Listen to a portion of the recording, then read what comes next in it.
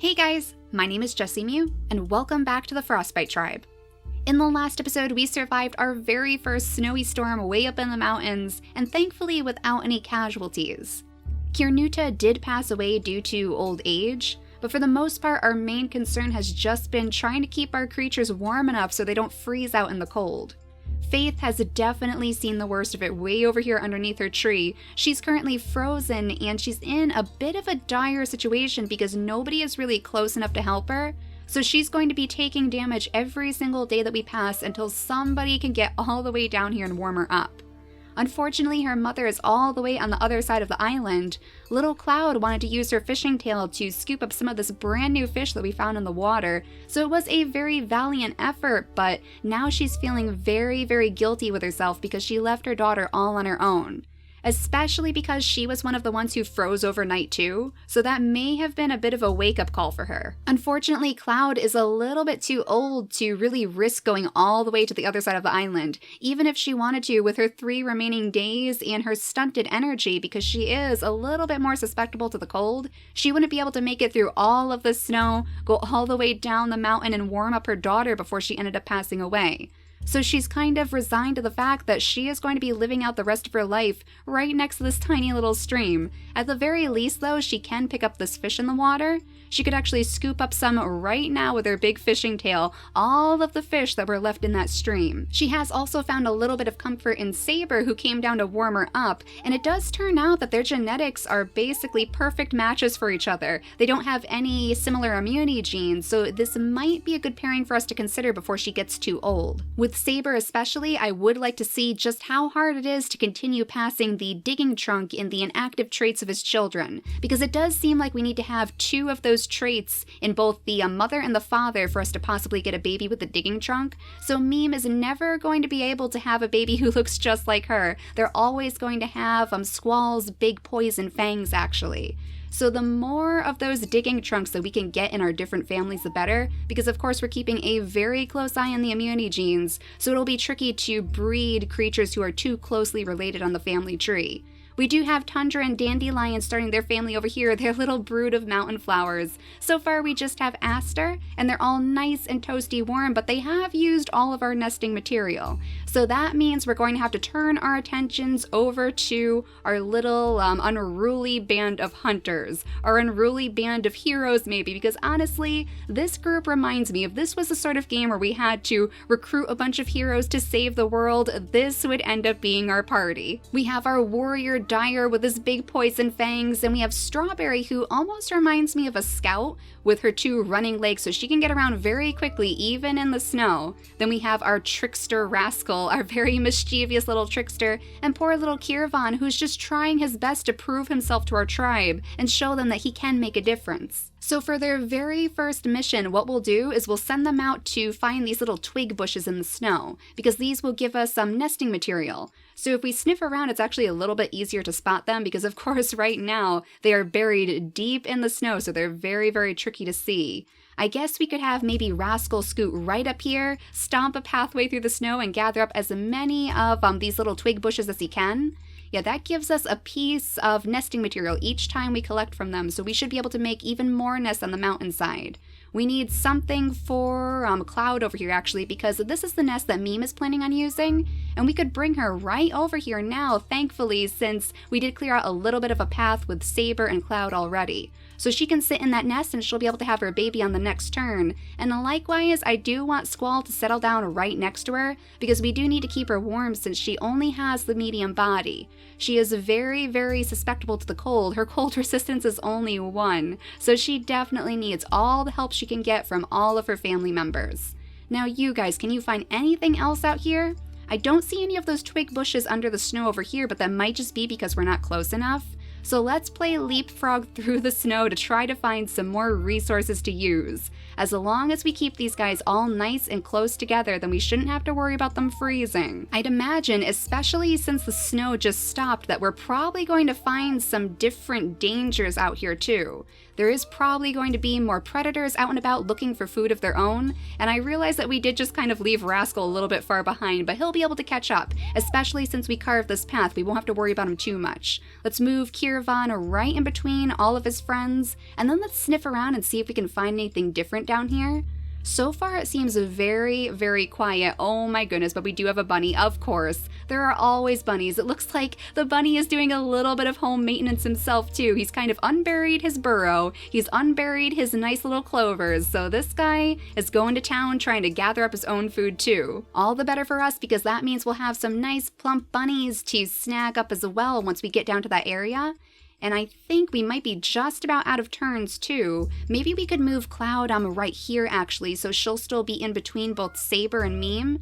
Now Saber I'm a little bit concerned about because he also inherited his mother's medium body, so it would be a good idea to place him somewhere with a little bit more warmth, but he's out of energy right now, so this is going to have to do. Thankfully, Meme is going to be nice and toasty warm. She already has that warmed up buff, so nothing to worry about there. We have Dandelion back here who needs to start picking up some food for his children. He could pick up a little bit of this grass as well, just to keep it out of the area, because I am a bit concerned that a carnivore might come stumbling out of the grass and completely obliterate all of our babies, all of our poor little mountain flowers. We definitely don't want to see that happen. We have Coco over here who's just keeping an eye on this bird for us.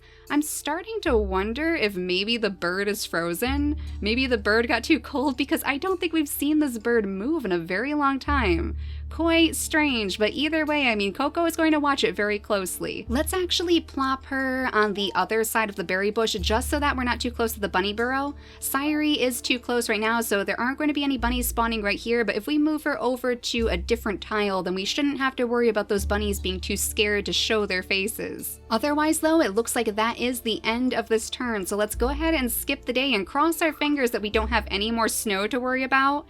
It looks like somebody may have passed away. I'm assuming probably from old age. Oh, there she is. Poor little Rosette finally passed away from old age too. So I guess those berry bushes are going to go unpicked for quite a while, though honestly, because they're so shriveled up, they're not really worth much anyway. We would do much better keeping our nimble-fingered creatures right next to these trees so they can gather from the acorns. And Faith, are you doing okay now? Oh, it must have warmed up enough that she's okay. Look at that, she is still cold though, so it is possible that she might actually get frozen again. But since it stopped snowing, I guess it was just enough to warm her up. Now we have all of these little babies back here. Oh my gosh, look at you. We have a baby, a black baby with the panda patterns again. Oh, we haven't seen that in so long. And not only that, but she also has those poison fangs. How adorable does that look? Let's see if I can find her. I think this is her. Yes, this is, and she has brown eyes as well. She is a bit of a tricky one to name because I have had trouble finding, I guess, feminine names for these prehistoric creatures, but maybe we'll name her Amber.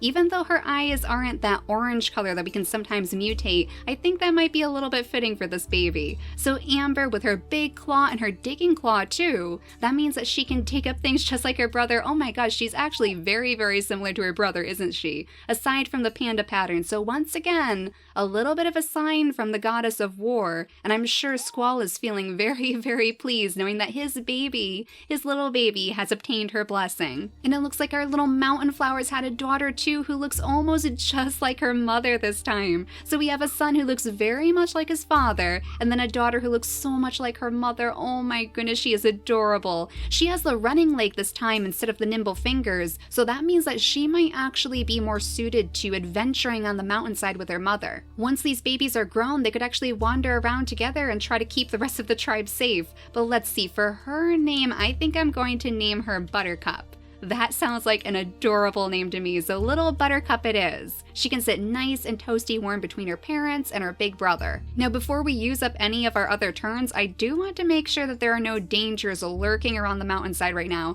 So let's listen for a moment. I do see a bunny way back here, and of course this bunny right on top of all of its clovers again. And then let's sniff around too to make sure that nothing has crawled out. So far it is so quiet on the mountainside. We just have that frozen bird in our skies who may have actually gone away. Oh, look at that. The bird actually left our skies. Very, very interesting. So another good omen may be brought along by this little baby herself.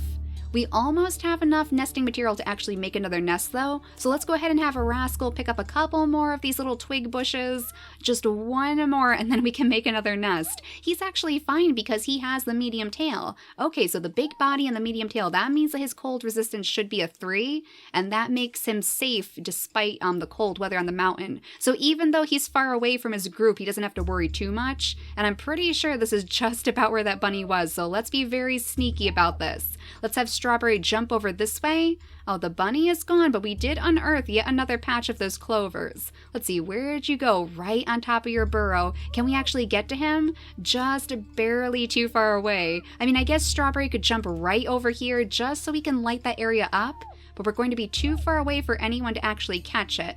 Maybe Kirvan can catch up though. If he hops right over here, then it looks like he may have accidentally scared it away. Oh, Kirvan. That is definitely not the way that he was hoping to prove himself. Oh my goodness, he's probably feeling so embarrassed right now. Well, let's have everyone else catch up. We'll make our pathways through the snow so that everyone will be able to use them later, at least until it snows again. And we might as well bring these creatures down here too so they can say hi to Faith and make sure that she's all right. Just in case it gets a little bit too cold down there again, we want to make sure that somebody's in the area to warm her up. So Kirvan, you can scoot all the way down here right to the grasslands, and then we might as well have all of the adventurers follow you right on down so we can hopefully find more bunnies in the grass. This would actually be a pretty good spot for the bunnies to hide out because I'm sure there are plenty of berry bushes down here that we haven't found yet.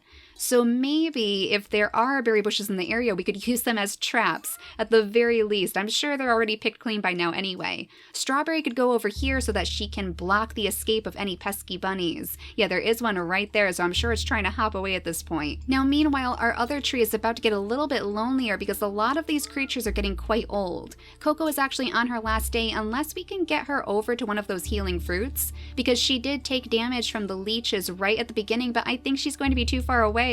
Unless we bring maybe Syrie over here just to clear out a little bit more of this grass for her, we'll let her have one more day on this island. We might as well. We haven't had to use the healing fruits just yet anyway, so they've just been sitting here frozen in the snow. Now hopefully I'm not going to regret giving that to Coco. Hopefully nothing is going to come charging out of the grass at us.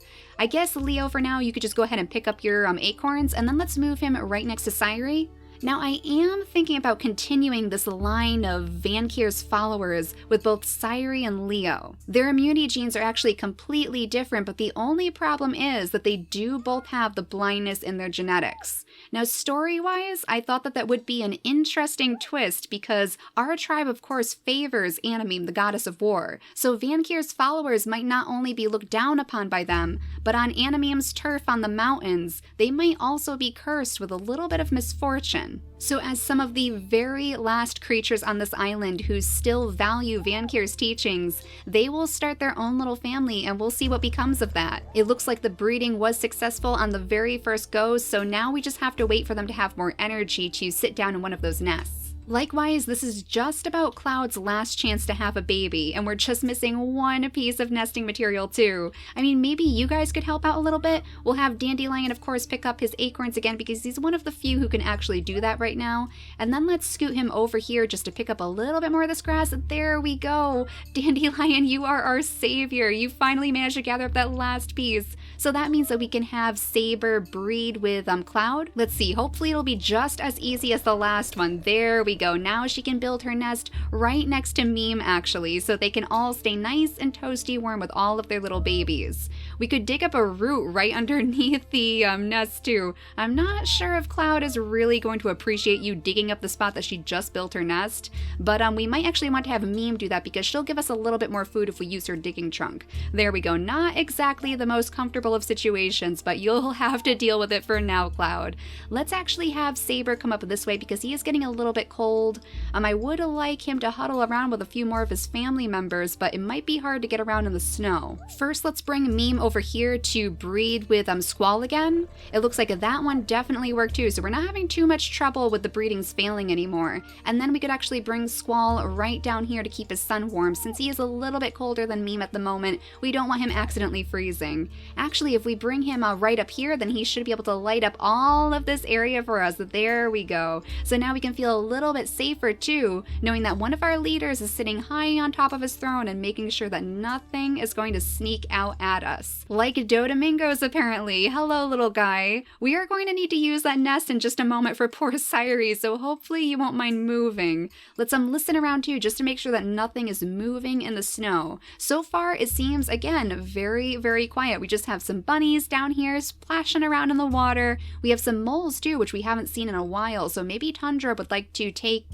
little Buttercup out there to teach her how to hunt. Her babies are too young for her to move too far away though, so let's actually have her scoot right over to this side so she can peek in this grass. And I mean, I guess honestly we could have her maybe swipe up this berry bush for now, just for that extra bit of food and for the extra materials, since I don't think we're going to have Dandelion collecting from it just yet. He's a little bit more concerned with clearing out the area and of course picking up all of his acorns. So that'll grow back later once we have more nimble-fingered creatures ready to pick from that, but for now that gives us a nice little boost, especially as we have so many babies being born. Now I think we are all out of turns unless Cloud can possibly grab any fish in the water. Nope, it doesn't look like there's any fish swimming around right here, so unfortunately there's nothing for you to grab for your babies. But let's make sure the mutation menu is set up correctly for them. I don't think we have to worry about the eyesight too much. Saber does have short-sighted eyes in his genetics, but for the most part they have normal eyesight, so I'm going to swap that out with the big body instead.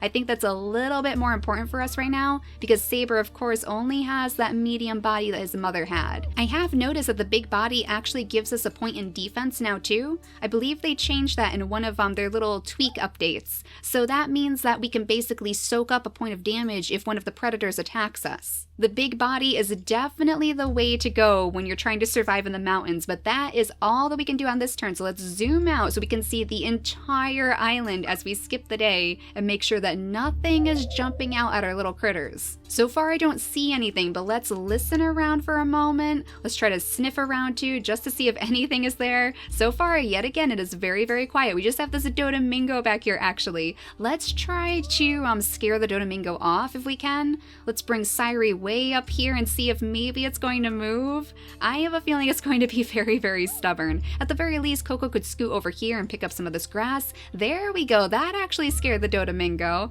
That's interesting. So Sairi, you are going to want to settle yourself right down here before the Dodomingo comes back.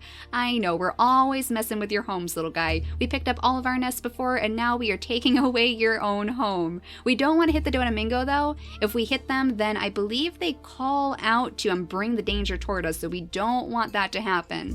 Let's have Leo go ahead and pick up all of these acorns so his baby will have food to eat, and the berries too, because of course as followers of Vankir they are very, very partial to their berries. Now is Faith doing okay back here? It looks like she is. She still is missing a little bit of energy from the cold, but she isn't frozen yet, so that's very good to see. Let's go ahead and have her just gather up those berries again. We could actually have Kirvan maybe knock down some acorns for her. He won't be able to pick them up himself because he doesn't have the nimble fingers. He certainly doesn't have the cracker jaw, but he can help by using those big ram horns to knock down as many acorns as possible. Now the rest of the adventurers are going to charge their way into the grasslands to see if there's any more food for them to gather up.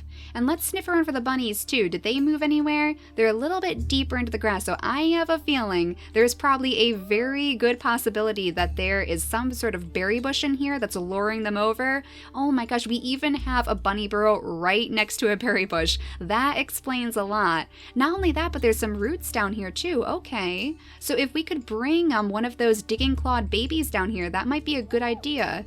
Let's have Dyer move his way around all of his friends. We can scoot over to the berry bushes too. I mean, honestly, at this point, Strawberry could probably gather up some of the berries. She does have 2 running legs, so she would do pretty good at that, and then they'll at least have something to bring back to the rest of the tribe. I didn't forget about that brand new baby though, so let's go back here and take a look at him. Oh my gosh, how adorable are you? Let's see, does he have the digging trunk? Yes, he does, and it is an active trait. Very good to see. So that means that we have another family with the digging trunk in their genetics to possibly use in the future.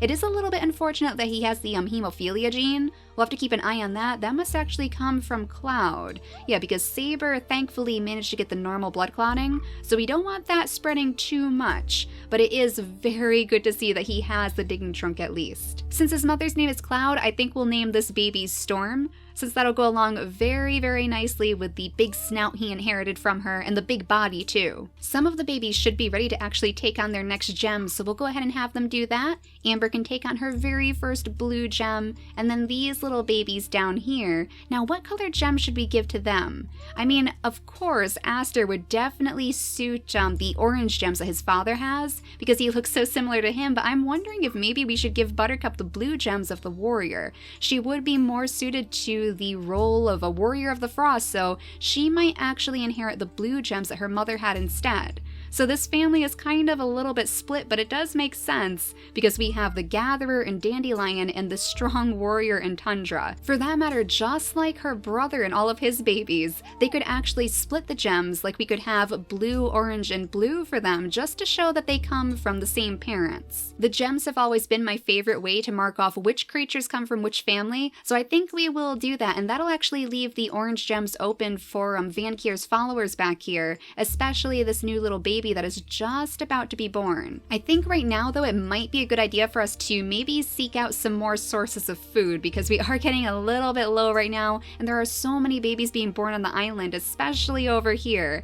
I am thinking that especially since this is Cloud's very last day, I believe, if she only has one more day remaining on her life, it would probably be a good idea for her to have one more baby. We'll have to maneuver them just right for this to work though because we don't want them to run out of energy. So we actually need to move little Amber out of the nest right where her mother is so that we can still sit Saber next to this nest too. Let's move Meme right over here, and she's getting a little bit cold again. Oh, that's not good. Let's move her baby over here to help warm her up. Then Cloud can go into this nest, and if we can maneuver Saber around, then we should have enough energy to make sure that they can have another baby. So Cloud, use your energy since you're just sitting in the nest. There we go. She is guaranteed to have just one more child before she passes away. Now I'm thinking that what she might actually do, since of course she still does feel very, very guilty about Faith, is she might tell Saber and all of her little children, or at the very least Storm, about her other daughter over by the tree on the other side of the island. And she's going to hope that maybe with their longer lifespans, they'll be able to go find her and see if she's okay. But she knows that this is the very end of her time. She is very much aware of how old she is, so she's not going to be able to make the long journey through all of that snow. Now I think we just have you guys down here too to figure out if we can find any food with you. Let's see, we have so many roots down here too. Oh man, if we could maybe bring one of these creatures up here to get Meme's attention, then she could come down here and have an absolute feast. We might have to do that. We might have to have somebody call her so she can dig up all of these roots. I don't see, oh there we go, there's a bunny right over here still, so let's have maybe Tundra go over there and try to grab it. The only problem is she might be a little bit too slow, so let's maneuver her gently down the shore and see if she can maybe get to the bunny. No, she's going to be a little bit too slow, but this is a good learning experience for Buttercup, so she could sit right up here to get a better view, and then we can move Tundra over here instead so we can at the very least see the bunny. And in fact, no, Aster's a little bit too slow too. I was hoping that he would be able to lunge over there. Dandelion is just a tiny bit too short as well, and he is protecting the babies right now anyway, so I guess instead, Aster, you might as well go ahead and crack open some shells for us. That'll still give us a little bit of food. And then if we scoot him over to this side instead, since he does have a second gem, so he should be safe, then he can grab up some more food on the next turn. Dandelion in the meantime just has his acorns like usual. We might as well gather up on one of these nests too, so we still have one to use, but the rest of that material will be available for someone else. We'll need to have Squall get off of his throne too, so he can actually protect his grandson, because he's going to be completely unprotected as soon as his mother passes away. Now, is there anything that we can maybe dig up over here? I don't think so. I think all of our tasty roots are gone. So we are actually going to have Meme kind of like stumble her way through the snow, start making her way down the mountainside to hopefully gather up the roots by the tree. But otherwise, I think we're just about out of safe turns that we can make. I mean, it looks like Rascal has a turn over here left. Oh my gosh, there are actually a lot of berry bushes over here too. Like, all things considered, this would actually be a perfect little haven for Vankir's followers. so maybe, depending on how all of that goes in that nest, we might bring them over here instead. For now, just peek at some of this grass so we know that the bunnies are right there, and then we might as well go over here so we can see exactly what the first little baby of Vankir's followers is going to look like. I think I would like to place an extra running leg in here just in case we can possibly get rid of that no paw, but the big body is very much essential to living on the mountainside even when you're not so close to Animeme herself. So let's see what this little baby is going to be. Will it be blind? No, it doesn't look like this baby is blind, but oh my gosh, she has the melanism instead? I was not expecting that. Vankir's follower, the very first baby born as Vankir's follower, not only has double nimble fingers, but she also has the melanism trait. This is crazy though. She is literally the ultimate collector, so Vankir is clearly smiling down upon us despite the fact that it is actually snowing again. So now we have even more cold weather to deal with, and it did sound like somebody actually got hurt. I am pretty sure that I also heard the bird again, hovering over our babies over here. Oh my gosh! Not only that, but we have our first twins in the nest too? No way, Saber, you have little twin babies to look after now. They do look very, very different from the outside, and in fact, it might be a little bit easier for us to see them if we look in the family tree instead. So Kirvan, I think this is the first one. Oh my goodness, isn't he adorable? He has his father's medium body though, which is a little bit unfortunate, and I believe actually his sister has the big body instead. Yes, she does. Look at her. She looks like a little warrior, doesn't she? With the panda patterns too, so just like her Aunt Amber. So we are receiving blessing after blessing from all of our different gods and goddesses, despite the fact that, of course, it is snowing right now, so it seems like it's going to get a little bit harder for us to survive as the days continue on. But let me know what you guys think we should actually name all of these babies. Our twins, of course, our two little twins in the prehistoric nest, and also, of course, the baby over here in Vankir's Grasslands, because this is quite the sign from our god of the harvest. So let me know what you guys think, and in the next episode we'll name all of our babies, we'll continue exploring, and hopefully nothing else is creeping about as the snow continues to pile up. So far so good, but it can't stay this quiet forever, so I would imagine that pretty soon it's going to get pretty rough on the mountainside. But for now, thank you all so much for watching, and I'll see you all next time. Bye guys!